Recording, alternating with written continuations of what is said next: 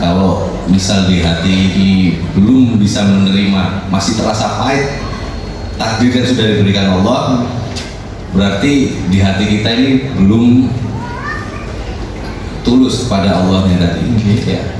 Yang pengen saya tanyakan di sini adalah bagaimana sih kok tips untuk bisa kita introspeksi atau muhasabah diri ketika kita sedang berada di posisi puncak.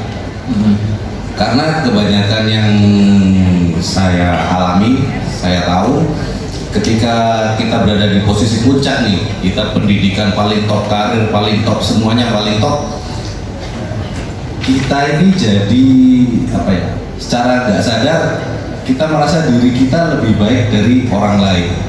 Kita merasa sombong atau bahkan tanpa sengaja juga ada tutur kata itu yang menyakiti. Tapi ketika dikasih tahu, kamu salah, justru malah menolak karena kita ada di posisi lebih baik atau di puncak itu tadi. Mungkin sekian. Baik, bismillah. Allah tolong juga sih pasti nanti dengan ketemu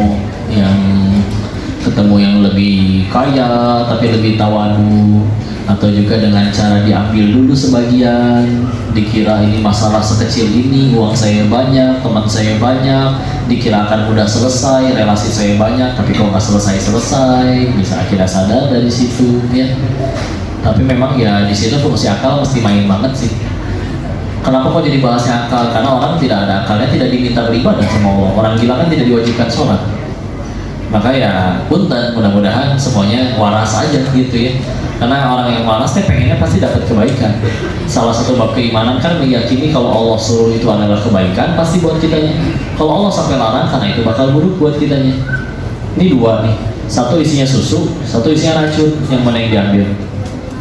Susu. Kenapa ngambil racun? Si akal menghalangi, saya sakit lah makan racun ya.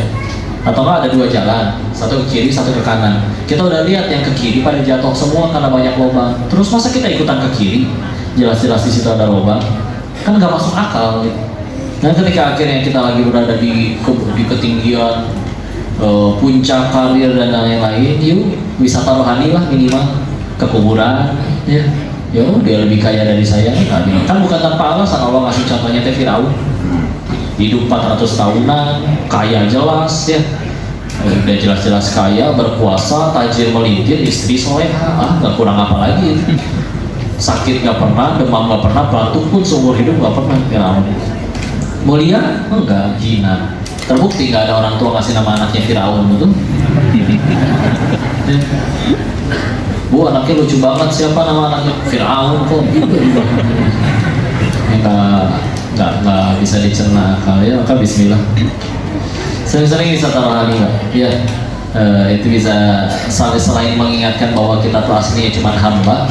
Makanya kadang salah satu masalah itu salah satu manfaatnya adalah menyadarkan bahwa saya beneran cuma hamba. Saya pikir masalah semudah ini, sekecil ini, tapi kok nggak beres-beres. Karena memang saya cuma hamba, nggak bisa apa-apa. Karena kalau misalkan makanya di dalam kitab Al-Hikam, Syekh Ibnu Al-Sakandari menyebutkan di situ salah satu alasan Allah ngasih masalah itu karena saking besarnya bahaya dosa ujub itu perasaan bangga diri ya. Ini kekayaanku, ini kebanggaanku, ini prestasiku. Tadi ketika sedang di puncak-puncaknya, saking bahaya dosa tersebut, disebutkan di situ Allah dengan sengaja memberikan masalah atau tidak mengabulkan sebagian dari permintaan orang tersebut. Agar apa? Agar dia sadar, iya saya cuma hamba, nggak bisa apa-apa. Jadi Allah lebih milih untuk tidak mengabulkan sebagian permintaan hambanya, meskipun Allah tahu itu akan membuat hambanya yang dia sayang menangis sejadi-jadinya, tapi itu lebih Allah pilih daripada dia kena dosa ujub karena tadi semuanya serba baik. Udah mah Allah yang tolong, tapi dia yang belagu misalkan, ya. Dan Allah tahu itu, dan karena Allah jelas mengetahui itu dosa yang amat sangat menghancurkan, makanya sesekali kita pasti akan kena masalah. Untuk apa? Allah lebih pilih itu untuk menolong kita.